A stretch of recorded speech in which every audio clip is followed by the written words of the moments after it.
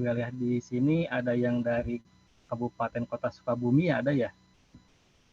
Kemudian dari kota Kabupaten Bogor, Kota Depok, Kota Bekasi dan Kabupaten, dan juga yang saya lihat di sini ada dari Kota dan Kabupaten Cirebon.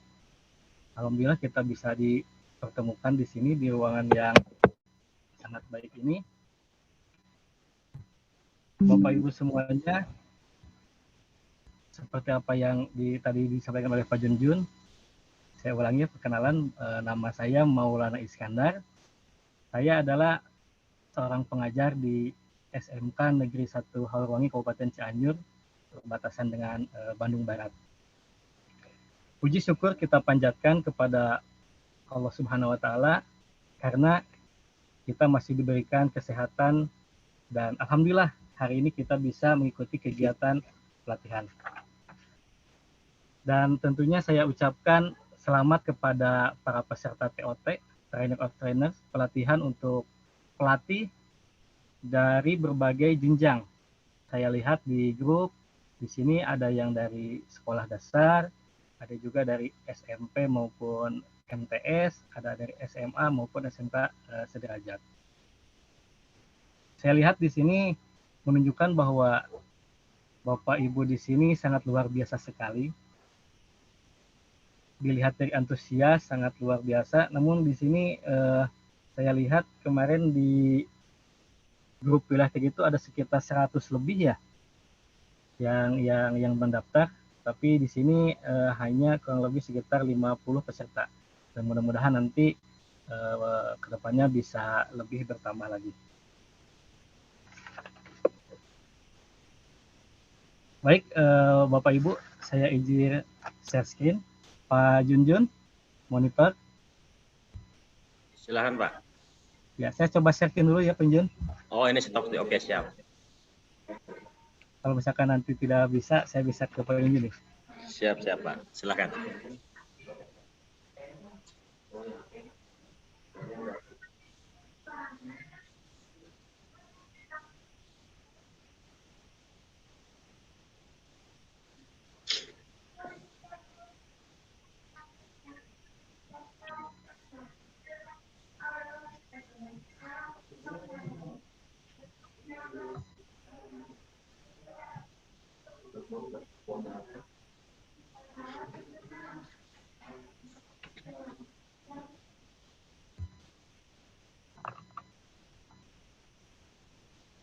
Masih belum bergerak ya, Pak Junjun ya?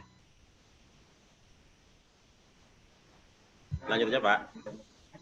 Ya, sepertinya saya masih terkendala, Pak Junjun. Oh ya. Bisa dari Pak Junjun saja ya.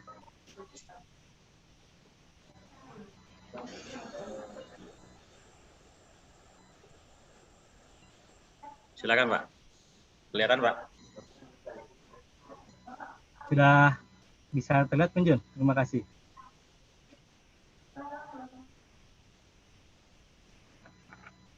Ya baik, Bapak Ibu izin off cam ya, sepertinya sinyal di saya kurang begitu baik.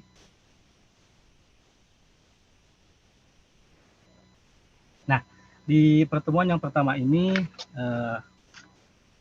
di hari Sabtu, hari ini kita akan membahas ya Bapak Ibu ya mengenai virtual reality, yang dimana materi yang pertama kita akan mengenali bagaimana prinsip dasar dan aplikasinya dalam pendidikan. Next, Pak Jun.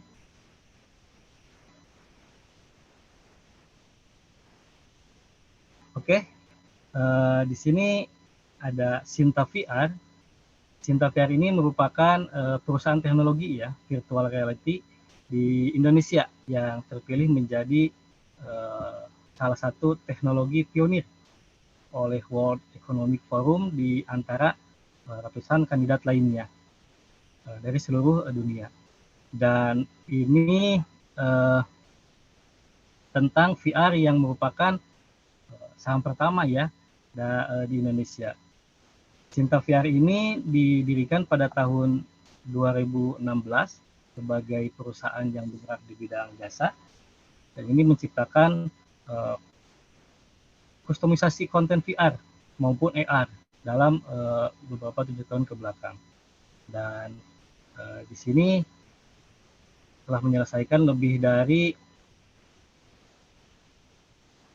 1000 atau 120 proyek ya untuk klien di 12 negara. Klien ini berasal dari perusahaan baik itu ada di telekomunikasi, perusahaan minyak dan gas, riset pasar, dan yang lainnya. Nah, tentunya di sini tidak terlepas dari para penggagasnya ya.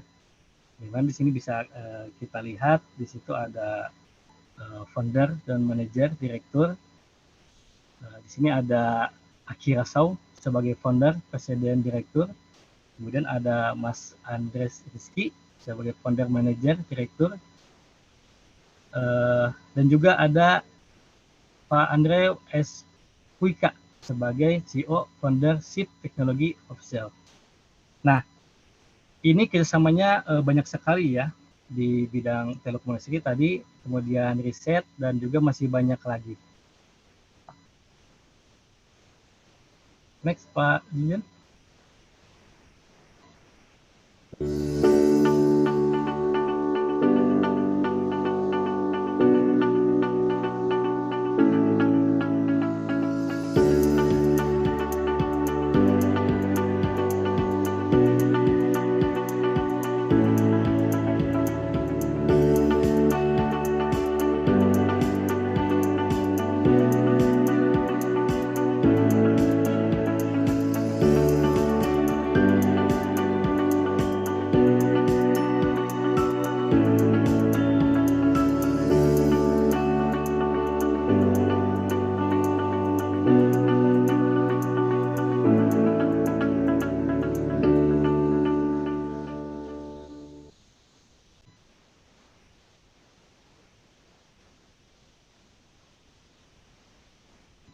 Nah, itu sekilas mengenai Milalab ya, Bapak Ibu ya, cara penggunaan Milalab, bahwa Milalab itu adalah all-in-one ya, virtual reality platform yang mendukung untuk membuat konten edukasi berbasis virtual reality dengan mudah, cepat, dan juga murah.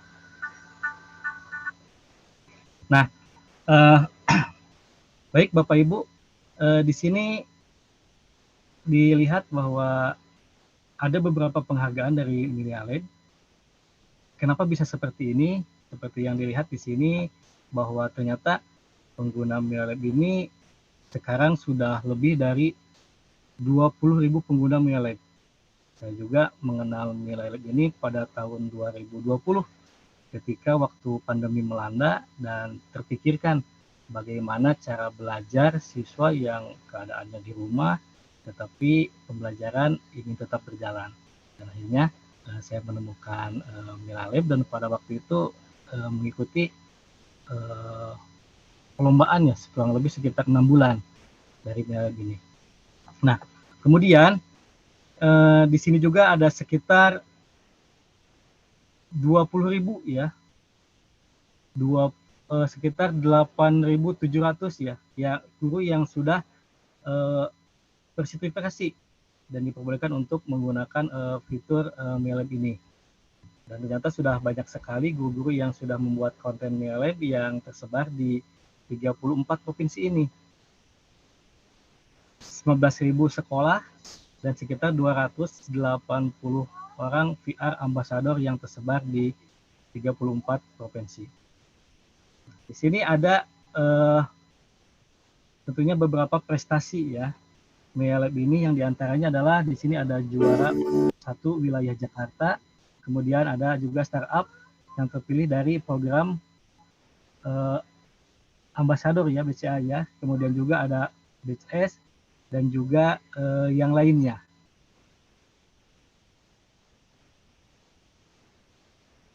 Boleh dilanjutkan Pak Junior?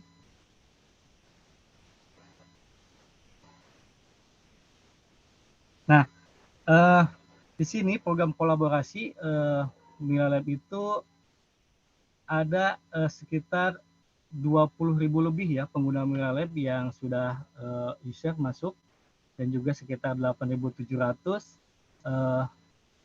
pendidik yang tentunya dilatih terlebih dahulu. Nanti Bapak Ibu juga dalam 2 bulan ke depan akan dilatih untuk bisa menggunakan fitur-fitur yang ada di Millennium ini. Kemudian di sini juga ada kolaborasi ya. Di sini ada kolaborasi bahwa Millennium mengaktifkan program kolaborasi dengan banyak mitra seperti 100 sekolah pionir VR yang dilakukan pada tahun 2020 dengan Semolek juga, ada Pusdatin, ada Kemendikbud dan juga IGI. Ada juga program 1000 guru ahli VR dengan Semolek dan Pusdatin Kemendikbud VR Ambassador dengan peserta masih banyak lagi di situ tentunya. Kemudian agenda hari ini yang akan kita lakukan atau akan kita bahas Bapak Ibu di sini tentunya kita sedikit akan mengulas mengenai apa itu virtual reality dan bagaimana perkembangan teknologi VR itu digunakan di dunia pendidikan.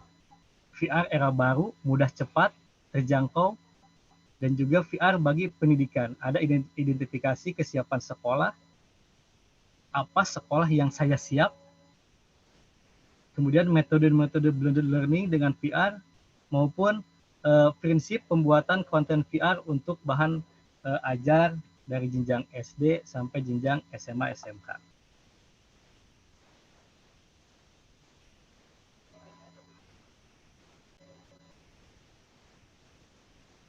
Sebelum melanjutkan mengenai virtual reality, saya akan cek terlebih dahulu dari partisipan yang hadir di sini.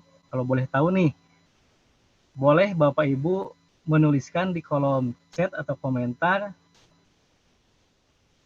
bagi Bapak Ibu yang tahu atau pernah menggunakan virtual reality, boleh ditulis dengan angka 2. Misalkan nih Bapak Ibu sudah tahu atau pernah menggunakan virtual reality dalam pembelajaran, boleh mengetik angka 2. Dan bagi Bapak Ibu yang belum pernah menggunakan di dalam pembelajaran, silakan mengetikkan angka 1. Enggak Bapak Ibu?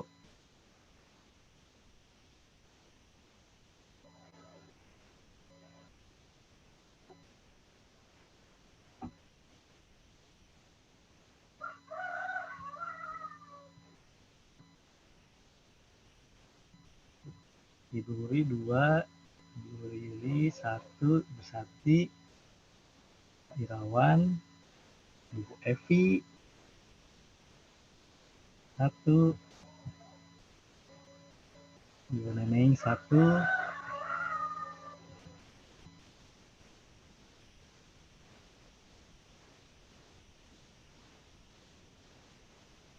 Pak Junjun monitor. Iya Pak. Ya ternyata di sini masih banyak yang belum tahu ya Pak Junjun ya, 1 ya, tapi sudah ada yang sudah mengenal mengenai virtual reality ini. Ya, mungkin sudah banyak juga nih pengertiannya ya, banyak nih, ada yang belum pernah, ada juga tapi saya yakin nih di sini ya Pak Junjun ya, para peserta ini pasti tahu lah mengenai virtual reality ini seperti apa. Mungkin nanti aplikasinya dan harapannya beberapa pekan ke depan kita bisa pelajari bersama, baik mengenai penggunaan VR ini secara maksimal. Dan tentunya nanti akan diaplikasikan di pembelajaran di dalam kelas ya. Baik Bapak Ibu, sedikit saya mengenai virtual reality ini bahwa mungkin nih ya, sudah banyak pengertiannya mengenai virtual reality di Google. Tapi kalau boleh disederhanakan ya, bahwa virtual reality itu merupakan sebuah imajinasi ya, yang dituangkan ke dalam bentuk virtual, sehingga menjadi seolah-olah reality atau nyata.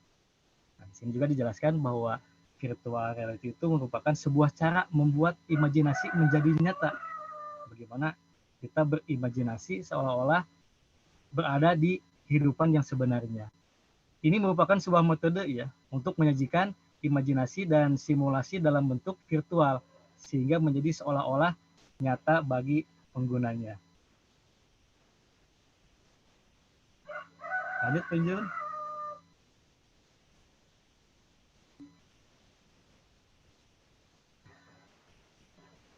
Nah, Bapak Ibu di sini ada grup teknologi imersif. Ini adalah klasifikasi teknologi imersif ya. Ada VR yang beberapa tahun ke belakang sempat viral ya dengan game Pokemon Go-nya. Nah, VR ini menambahkan unsur digital ke dalam dunia nyata. Sistemnya terbuka ya.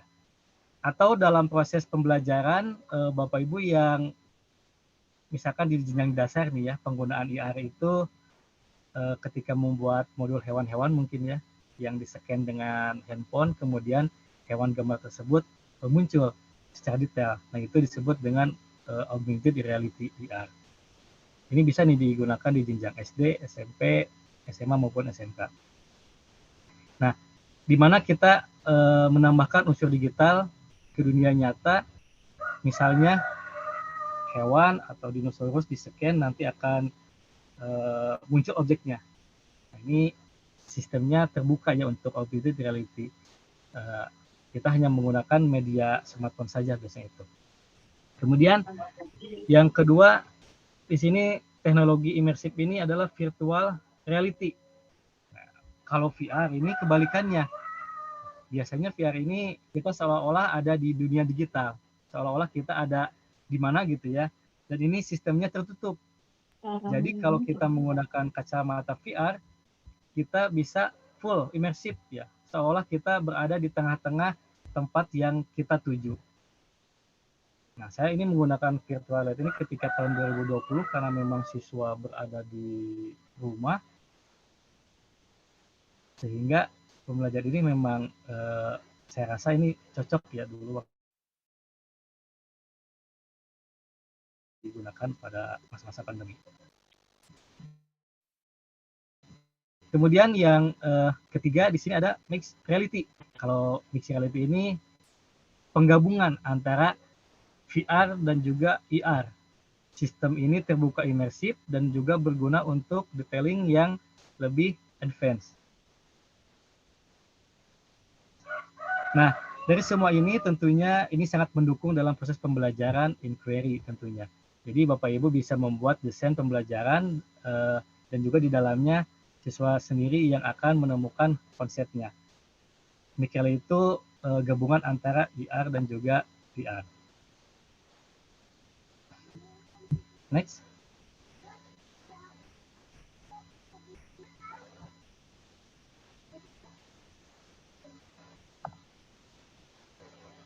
Bisa dilanjut, Penjun?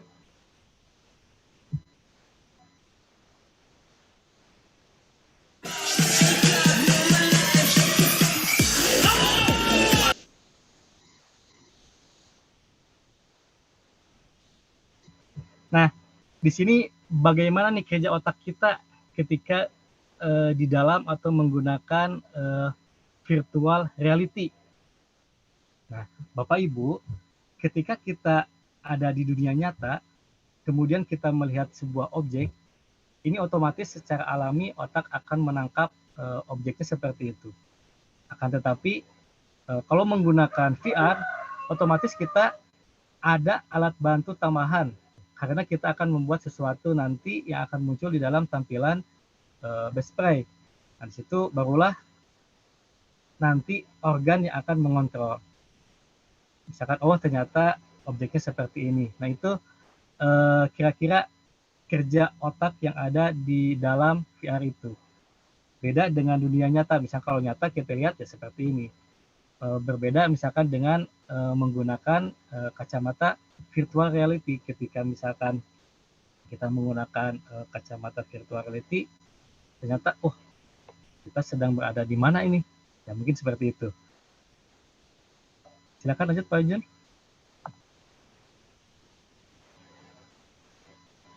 Kemudian di sini saya ulas sedikit mengenai perkembangan teknologi virtual reality ya.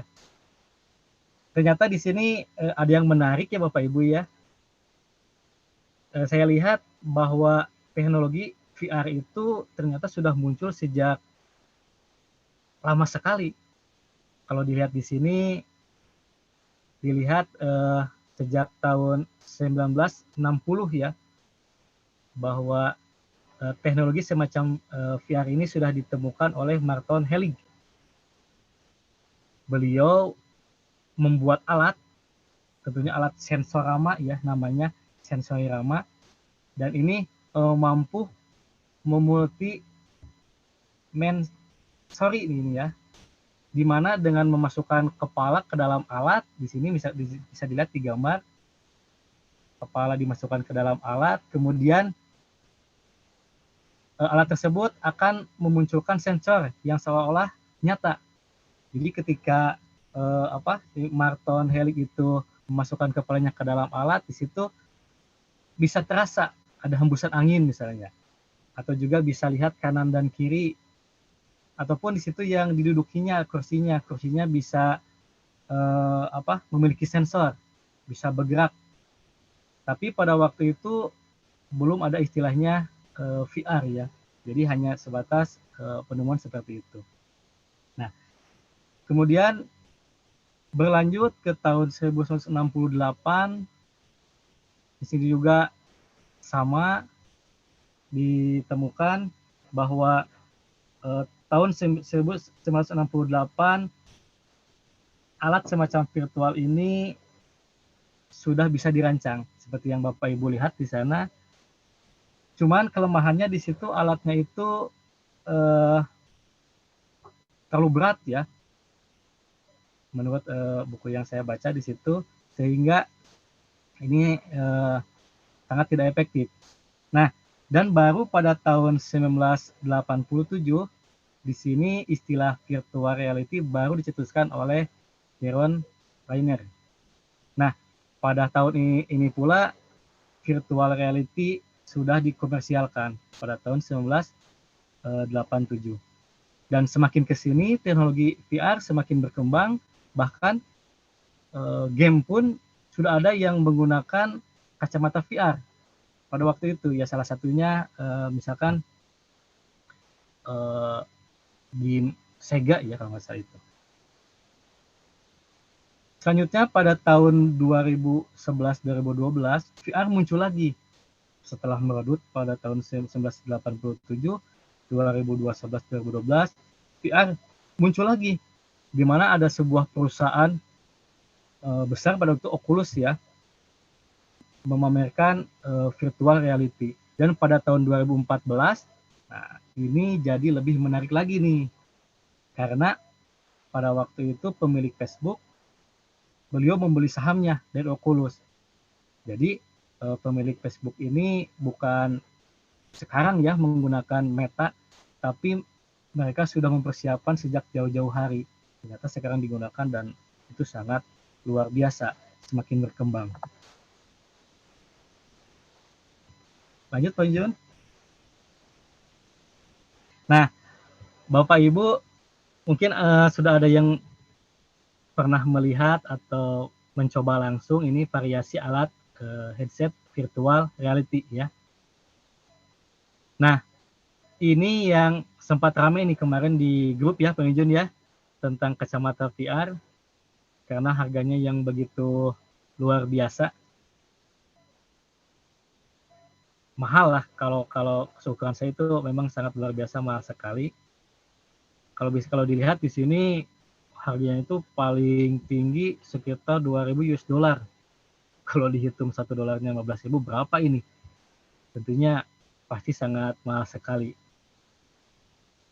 Tapi semakin ke sini akhirnya ada alat yang lebih sederhana lagi. Ada bahkan yang sampai di kurang dari $200.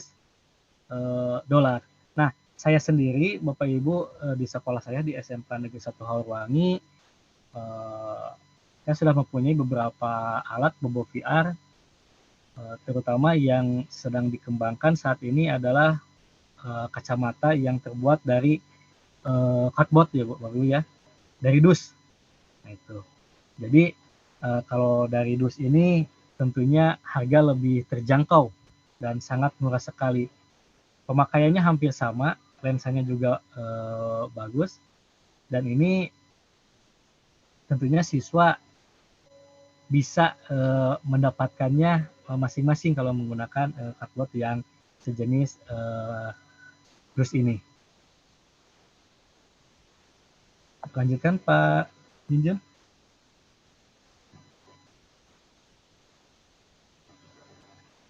Nah, kebutuhan VR dalam dunia pendidikan di sini bisa Bapak Ibu lihat ya, ternyata persediaan dengan tuntutan ini terlihat sangat jauh sekali ya. Contoh saja di dunia pendidikan di sini di education bahwa persediaan kebutuhan VR ini ya sekitar 24% ya.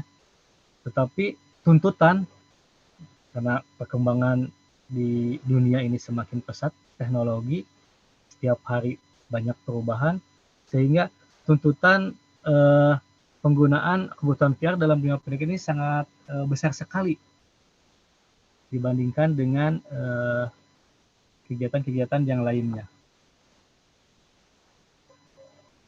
Nah, sekarang kenapa nih VR ini dibutuhkan? Mengingat ada tiga landasan dasar kenapa VR ini dibutuhkan. Yang pertama, untuk meningkatkan emosi positif siswa. Studi yang dilakukan oleh berbagai penelitian sepakat ya, bahwa VR ini meningkatkan emosi positif siswa pada rentan 30 sampai dengan 40%. Dan yang kedua, dapat meningkatkan kemampuan kognitif siswa. Di sini juga studi yang dilakukan oleh berbagai penelitian sepakat bahwa VR ini meningkatkan emosi positif siswa. Dan ini terjadi antara rentan 30 sampai 40%. Dan yang ketiga, konsep pembelajaran ini sangat mudah dan terjangkau. Jadi, penggunaan VR ini dapat mempermudah simulasi atau eksperimen untuk suatu objek studi penggunaan virtual reality yang juga dapat menurunkan investasi lab ya, atau simulasi hingga 95%. Ini pernah saya lakukan Bapak Ibu pada tahun 2020 ya, dengan rekan-rekan yang lain di sekolah pernah melaksanakan penelitian antara siswa menggunakan virtual reality dengan siswa yang menggunakan model konvensional. Ternyata hasilnya begitu sangat signifikan ya. Ada peningkatan baik itu dari nilai maupun minat belajar siswa. Ternyata sangat luar biasa sekali. Siswa itu lebih senang ternyata belajar dengan menggunakan hal-hal yang baru gitu, begitu. Nah, kemudian juga di sini ada studi kasus Beijing di Cina. Next, Jun. Ini juga hasil penelitian ya, ternyata di kasus di Beijing Cina juga terjadi peningkatan ya, peningkatan penggunaan sebelum menggunakan VR dan juga sesudah menggunakan VR. Next, Jun.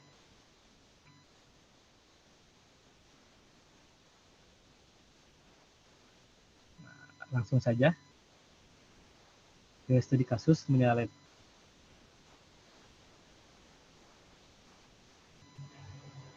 Langsung aja next.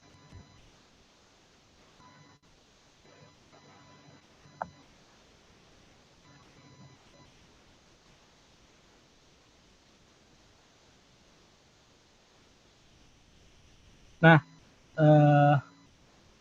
Bapak Ibu, kami juga mengukur ya beberapa peserta didik dengan menggunakan WinWeb untuk mengungkapkan bagaimana Millennial ini menciptakan keterlibatan yang terus-menerus berdasarkan fokus peserta didik dan relaksasi hingga nilai rata-rata. Ternyata di sini ada sekitar 80% ya emosi positif siswa setelah menggunakan aplikasi Milalab. Bahkan 94% di sini daya pemahaman siswa terhadap materi pembelajaran ini bisa tercapai ketika siswa disuguhkan pembelajaran menggunakan Milalab.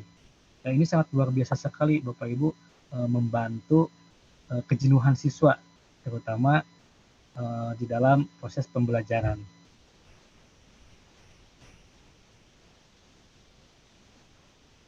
Nah, di sini ya. Di sini ada di sekolah saya di SMK Negeri 1 Haurwangi. Ya.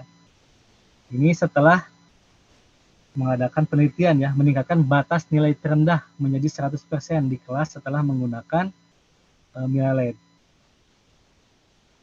Jadi ada 3 cara pada waktu itu, ini dilakukan pada tahun 2021 ya. Ternyata ketika menggunakan aplikasi Milalab, siswa terjadi peningkatan.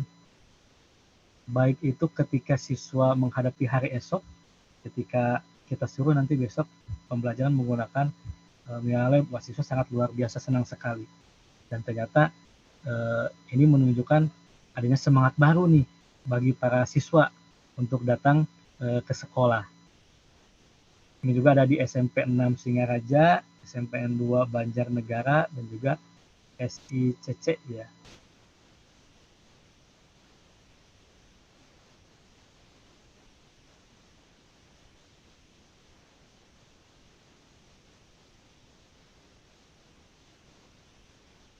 Bapak Ibu yang saya hormati, di sini ternyata VR itu masih terbatas ya.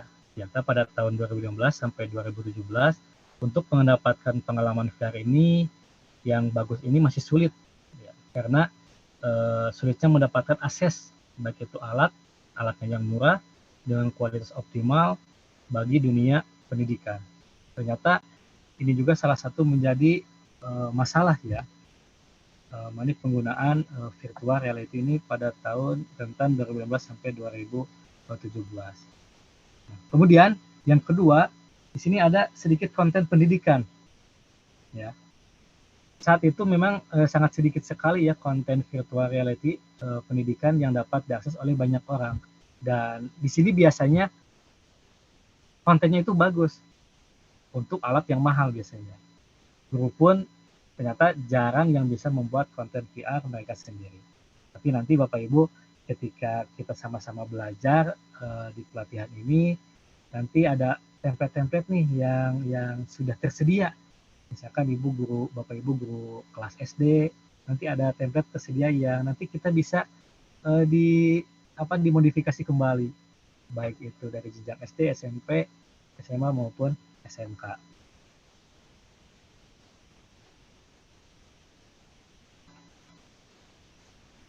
Nah, kemudian di sini VR era baru ya, mudah, cepat, dan juga terjangkau. Ini nih ya, mudah, cepat, dan terjangkau. Ternyata setelah melihat analisis kesulitan-kesulitan, VR bisa beradaptasi. Ini sesuai dengan perkembangan zaman. Saya yakin bahwa anak didik Bapak Ibu mungkin ya di jenjang SMP SMA ke sekolah sudah membawa smartphone, bawa gawai atau bawa handphone, yang tentunya handphone tersebut sangat canggih-canggih ya Bapak Ibu ya. Kadang-kadang lebih bagus dari gurunya gitu. Ya. Nah, perkembangan smartphone juga yang begitu cepat membantu teknologi VR menjadi lebih adaptif terhadap kebutuhan pendidikan. Misalkan dengan biaya 2 juta per unit VR headset atau smartphone, konsumen sudah bisa menggunakan. Dan juga di sini juga guru dapat membuat konten. Tadinya kan memang sangat mahal sekali dan sangat susah. Nah, dengan menggunakan bantuan software platform atau Platmer ya, guru dapat membuat konten pembelajaran mereka sendiri atau memodifikasi template yang diambil dari grup komunitas. VR bergabung dengan cloud computing. Nanti ketika Bapak Ibu guru bergabung, nah di situ tinggal bisa dieksplor lagi Mia Lab-nya di dalamnya ada apa saja nah di sana, dan itu bisa kita explore bersama-sama. Nah, di sini ada contoh konten VR nih. Ya. Contohnya di sini, nah ini template yang nanti akan Bapak Ibu buat nanti ya.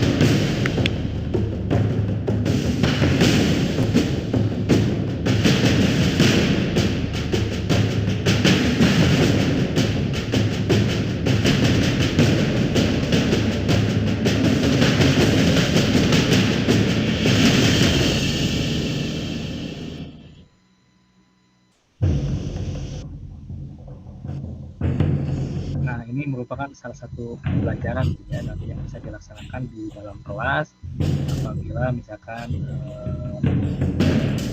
di beberapa sekolah misalkan.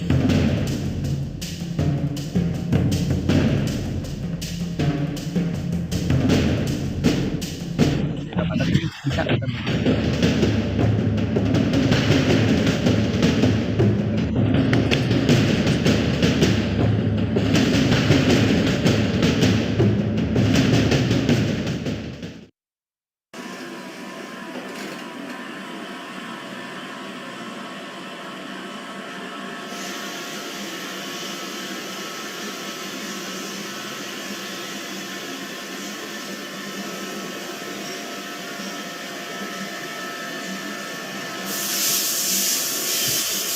ini penggunaan dari YouTube ya.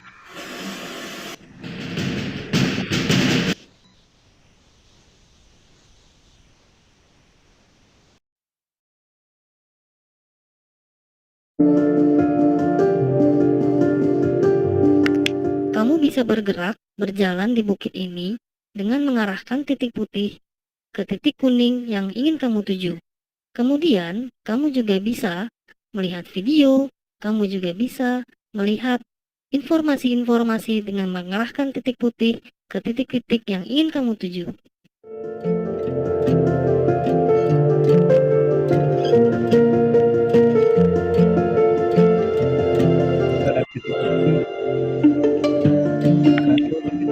Arahkan saja.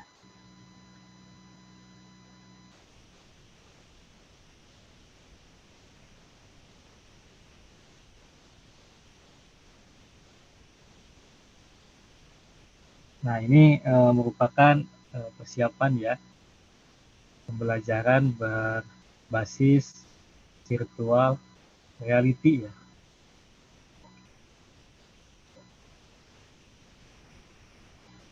Jadi kalau dilihat di sini identifikasi pedagogi di sini masuk dalam kategori kesiapan ya. Kesiapan manakah peserta didik Bapak Ibu? Di sini ada misalkan kelas Anda belum mungkin bisa menggunakan sepenuhnya, namun misalkan murid punya potensi untuk berkenaan ya, dan juga belajar menggunakan virtual reality ini skornya berapa. Kemudian juga di sini nanti ada checklist di bawah. Ini adalah penilaian yang bisa Anda identifikasi sendiri sesuai dengan pengamatan Anda sehari-hari. Kemudian juga di sini ada identifikasi kurikulum ya, masuk dalam kategori kesiapan manakah sekolah Anda. Jadi di sini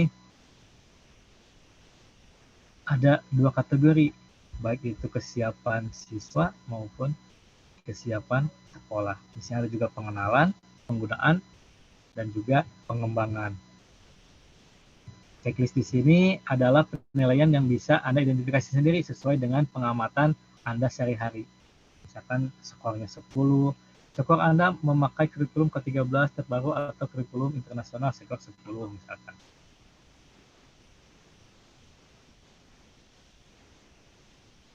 Next, lanjut.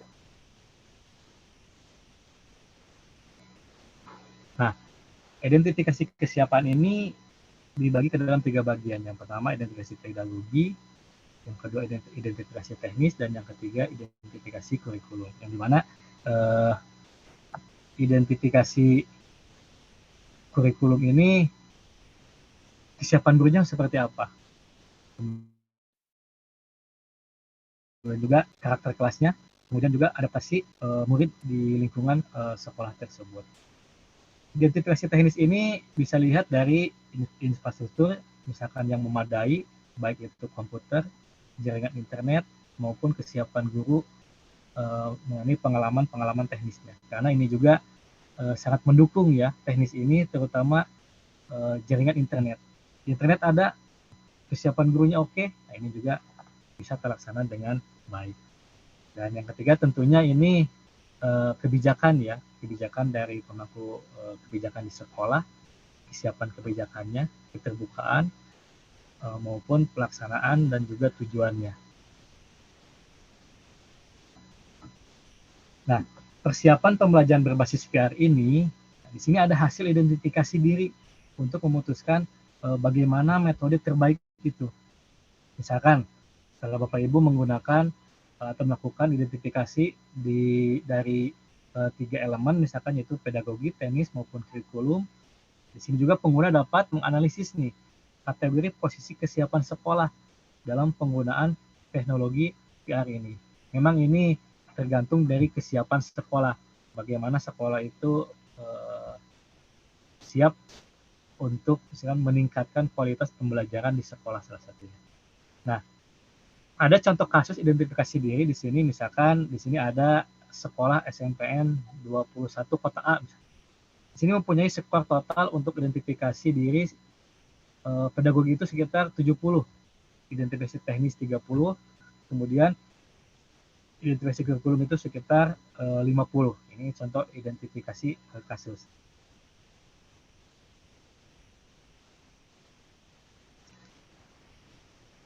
Nah, untuk matriks metodenya, baik itu pedagogi, teknis, maupun kurikulum, di sini terbagi-bagi ke dalam beberapa area. Misalnya matriks pedagogi, misalkan area bagi sekolah yang mempunyai kesiapan kuat unsur pedagogi dan teknis, namun lemah di adaptasi kurikulum sekolah, misalkan. Metode yang efektif digunakan bagi area ini adalah VR CO Creation Group atau Assessment Based VR, dan juga dan ke area ini mengenai teknis dan juga kurikulum. Nah, next question. Untuk PK area di sini siswa aktif ya dan kreatif dengan silabus yang dinamis, tapi self virtual model ini memberikan siswa diberikan kebebasan ya memilih metode VR atau handheld 360 ya interaktif untuk mengakses konten yang disebarkan oleh guru secara online lewat Classroom. Siswa mengeksplorasi permasalahan lalu menjawab kuis yang ada dalam dunia virtual maupun mendeskripsikan dalam bentuk esai. Nah, ini siswa ini jadi lebih aktif ketika menggunakan virtual reality. Selanjutnya adalah virtual group Slack model. Di sini biasanya siswa itu dibentuk kelompok-kelompok kecil yang terdiri dari maksimal misalnya 5 siswa dengan tema yang sama melalui akses classroom. Namun, Anda memberikan permasalahan, misalkan kuis yang berbeda bagi setiap kelompok. Mereka diharapkan mencari berbagai referensi tambahan untuk memecahkan masalah tematik yang Anda berikan bagi masing-masing kelompok.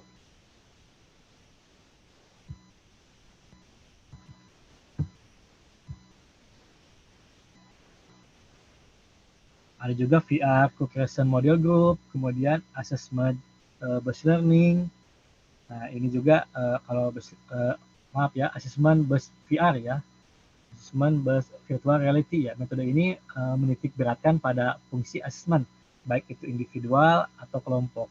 Biasanya penggunaan virtual reality ini dilakukan 2 kali, di awal jam pelajaran dan juga di akhir jam pelajaran.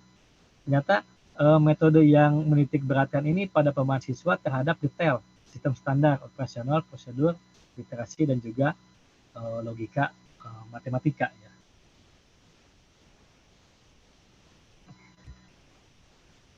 Standar, di sini ada juga prinsip dasar virtual reality yang harus diperhatikan, Bapak Ibu, nanti dalam penggunaan virtual reality ya.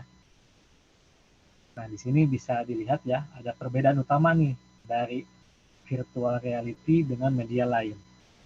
Di sini bisa Bapak Ibu lihat di layar, ternyata pengaturan desain ya pada media datar konvensional, mobile monitor mempunyai area atau penglihatan yang tidak berubah, jadi tetap datar, sama. Ya. Semua konten yang ada dalam layar mempunyai framing standar yang tetap, baik itu 4:3 ataupun 16:9. Berbeda dengan media yang lain. Ya. Pengaturan media virtuality di sini ya, mempunyai area penglihatan penuh. Jadi VR ini penglihatannya penuh 360 derajat. Bapak Ibu nanti ketika menggunakan smartphone atau Bobo VR atau Cardboard, Bapak Ibu bisa melihat ke belakang, ke samping, ke atas, ke bawah. Ini penuh ya 360 derajat dengan POV tertentu. Hal ini menyebabkan kanvas yang tersedia bertambah dan framingnya menjadi tidak terbatas karena dapat digunakan di semua titik dan area yang diinginkan. Bapak Ibu boleh ke kiri, ke atas misalkan. Boleh ya, jika pembuat konten VR berhasil membuat desain yang nyaman bagi penggunanya. Dan di sini keuntungannya ya. Kalau nyaman ya enak lah Bapak Ibu ya. Kemudian ada beberapa hal yang harus diperhatikan dalam sistem alat VR. Nah, di sini POV yang baik dalam VR adalah di rentan 90 sampai 110 derajat. Pengaturan luas pandangannya yang tepat intinya akan menghasilkan fokus ya. Ya, kalau ya. kacamata Dudung Perhatikan dalam sistem alat VR di sini. tentang kacamata Dudung. Jarak minimalnya 0 sampai 0,5 meter ya, sampai 10 meter di situ. Kemudian hal-hal yang harus diperhatikan dalam optimalisasi objek VR. Nah, di sini tentunya VR itu tidak boleh dilakukan secara istilahnya dalam waktu yang 1 jam 2 jam, itu kurang bagus ya. Nah, di sini total mesh 3D ini dalam satu pandangan ini bisa dilihat, misalkan total perhitungan lighting dalam satu pandangan, kemudian penggunaan objek lain seperti video, foto maupun yang lainnya. Ada perangkat yang diperlukan nih Bapak Ibu nanti. Next Pak Junjun.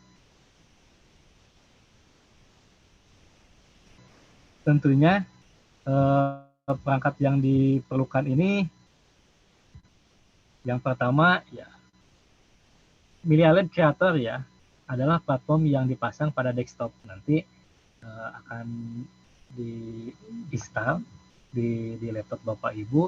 Penggunanya dapat dengan mudah membuat bahan aja berbasis virtual reality. Ini nanti dalam waktu beberapa hari ke belakang nanti akan coba dipasangkan. Kemudian Media Lab Viewer. Di sini adalah platform berbasis Android VR yang membuat pengguna dapat melihat kreasi VR yang telah dibuat pada kreator. Nanti ketika misalkan Mia Lab Creator yang sudah dibuat, kemudian juga nanti diinstalkan di smartphone Bapak Ibu. Jadi kalau misalkan tidak menggunakan kacamata VR juga dengan smartphone, ini sudah bisa digunakan Bapak Ibu. Kalau dilihat di sini spesifikasi minimum perangkatnya, ya di sini prosesor setara Intel Core i3 ya, atau lebih lah. Untuk operasinya Windows 8 sampai 10, RAM-nya juga minimal 2 GB, ruang penyimpanannya minimal 2 sampai 5 GB, kemudian kartu grafis. Kalau untuk Mia Lab Viewer-nya di sini prosesornya setara TK ya. Kemudian RAM-nya juga minimal 2 GB. Ini tentunya dicek dulu ya perangkatnya apakah memang standar sesuai ataupun misalkan tidak sesuai.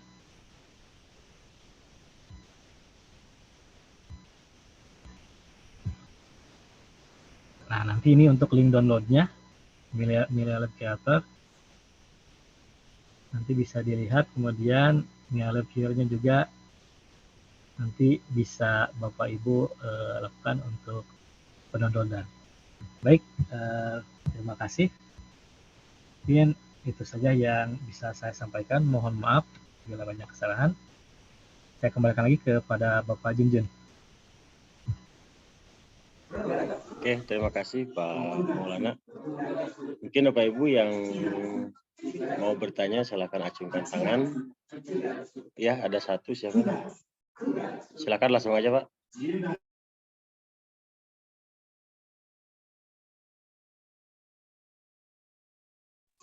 Silakan Bu Dewi ya. Bu Dewi Rahmawati, silakan Bu. Ya, Ibu Dewi, mangga. Baik, terima kasih Pak Jujun dan Pak Maulana. Terima kasih Pak Maulana untuk materinya. Cukup menarik ya Pak ya, untuk materinya. Iya. Di sini pertanyaannya ini Pak. Tadi kan untuk sekolah yang memang akan menggunakan VR ini kan kita membutuhkan dari segi pedagogiknya, kurikulumnya, dan juga teknisnya ya Pak ya. Iya.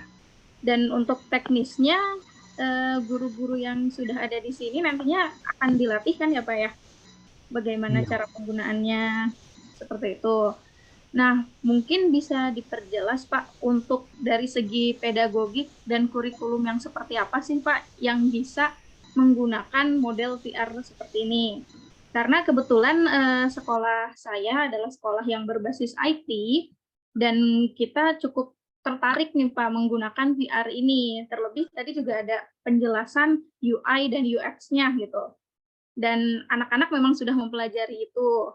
Cuma di kurikulum kita ini kita memadukan antara mata pelajaran produktifnya yang IT-nya dengan mata pelajaran normatifnya gitu. Dan apakah mungkin jika VR ini bisa memadukan keduanya gitu, menggunakan VR ini. Terima kasih Pak Maulana.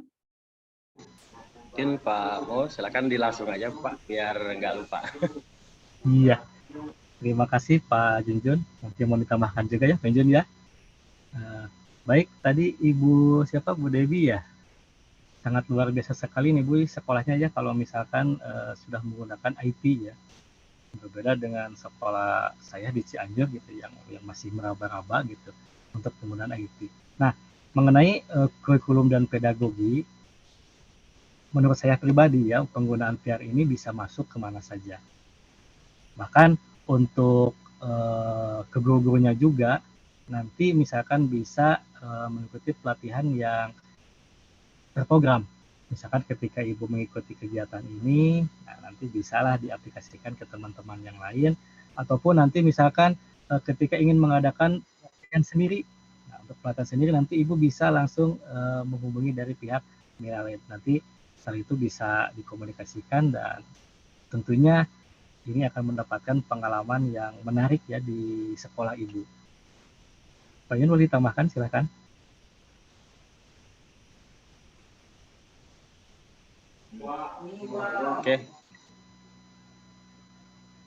Oke, mungkin cukup dulu ya.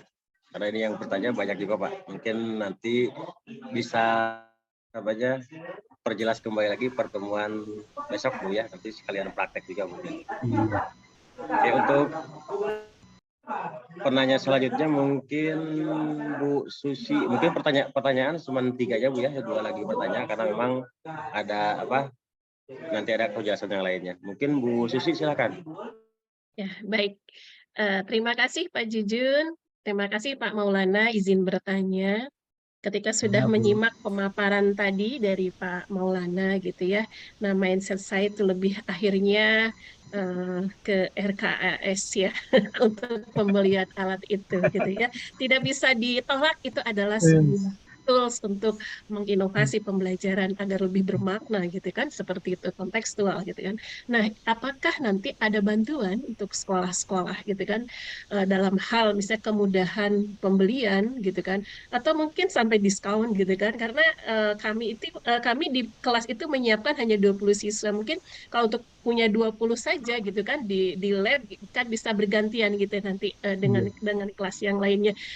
Apa namanya, saya bertanya ini karena saya menatap jauh ke depan bagaimana nanti pengadaan alat tersebut. Terima kasih Pak Maulana.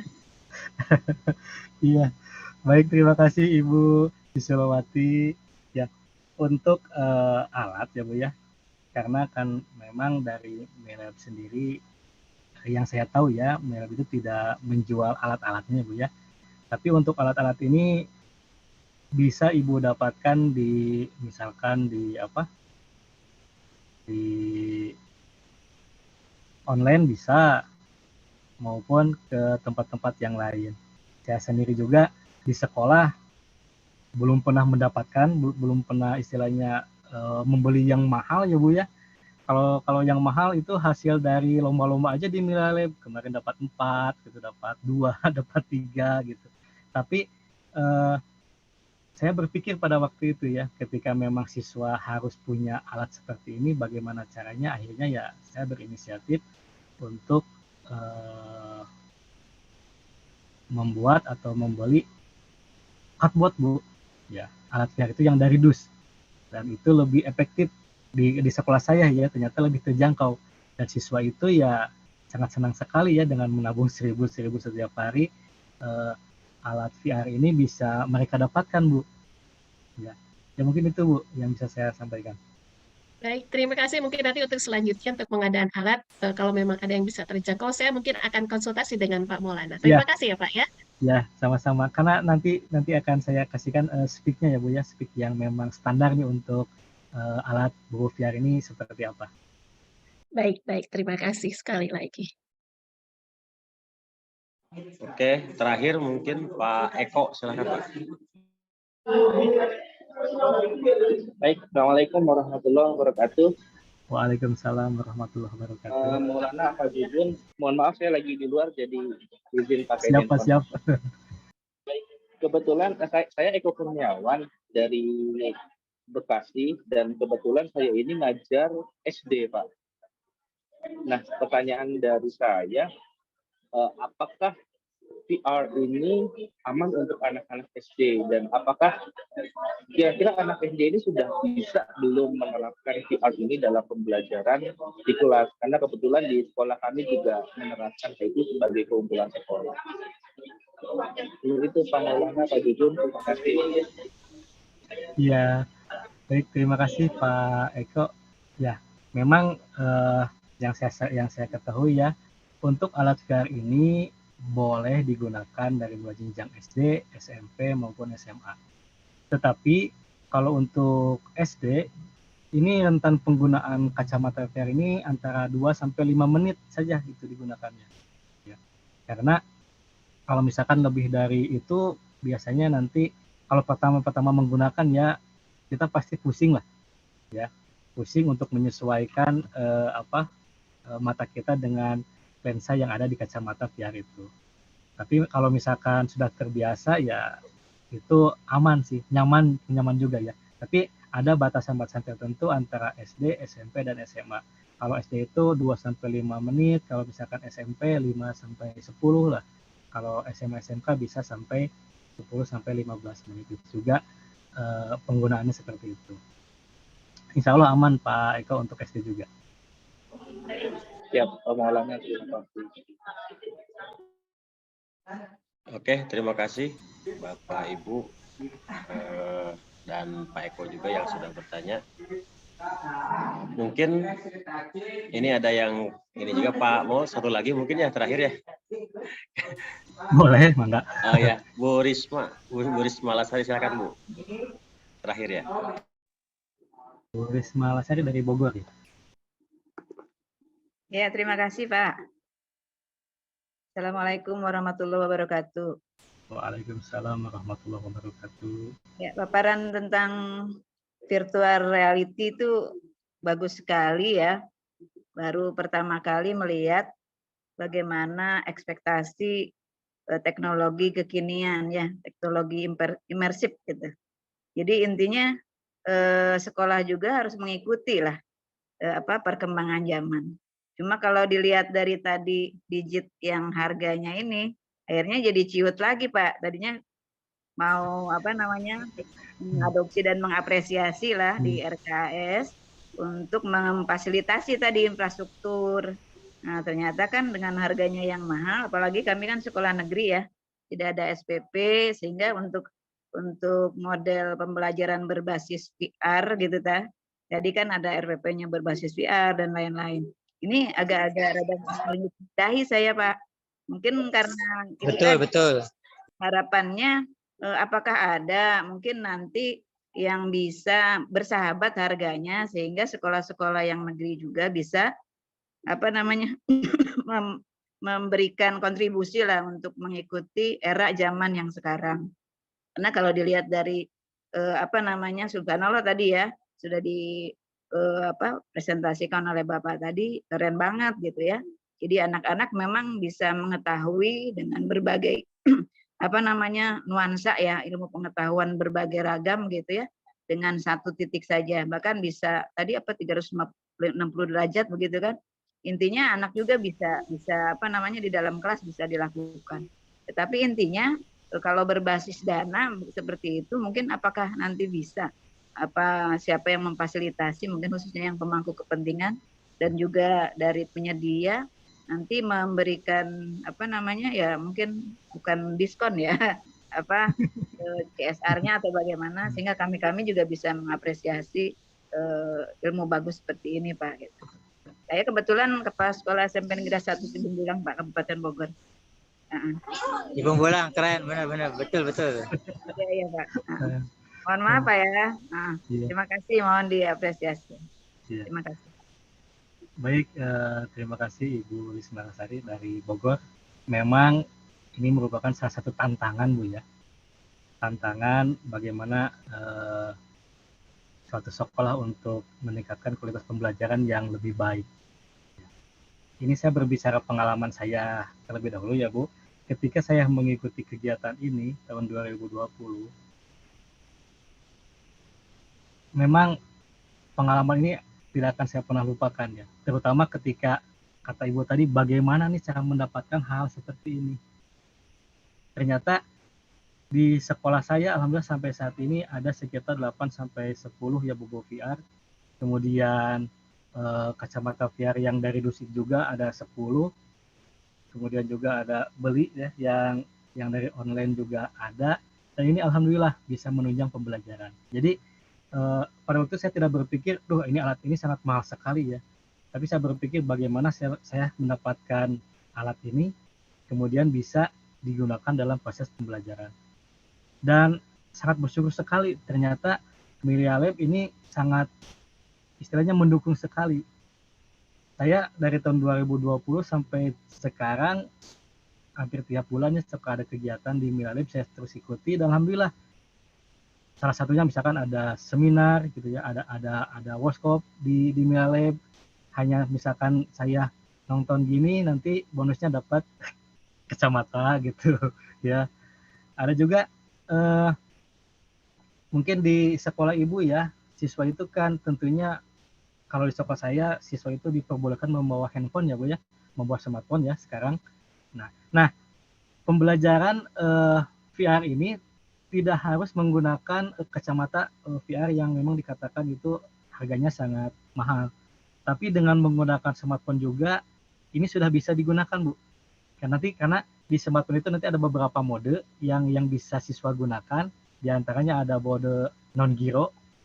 Non-giro itu smartphone yang istilahnya kurang begitu mendukung ya terhadap aplikasi Melialet, tapi tetap bisa digunakan. Kemudian juga ada mode 360 derajat. Jadi tanpa menggunakan kacamata, siswa juga sudah bisa menggunakan dengan smartphone tersebut. Yang penting nanti kode yang sudah Bapak Ibu buat, misalkan di kreator Melialet, bisa diberikan kepada anak, dan tentunya anak harus menginstal dulu nanti viewernya. Jadi itu sudah bisa digunakan itu tanpa menggunakan kacamata. Mungkin itu hal-hal yang istilahnya paling efektif ya apabila memang sekolah belum mempunyai alat semacam kacamata yang sudah saya tadi jelaskan tadi. Mungkin itu Bu yang bisa saya sampaikan. Pokoknya semangat saja Bu, semangat istilahnya belajar tentang teknologi lah. Terima kasih Pak, semangat. Ya.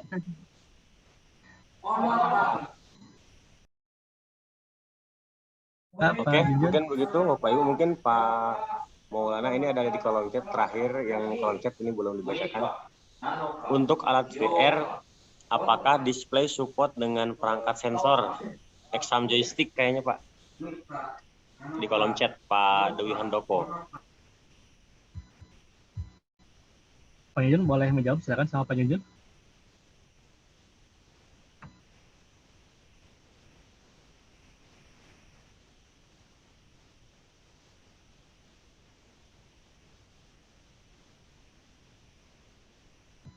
Untuk alat VR, apakah VR display sudah bisa support dengan perangkat sensor joystick yang dibuat sendiri, contoh menggunakan perangkat controller? Wah, ini kalau ini saya belum pernah mencoba ya.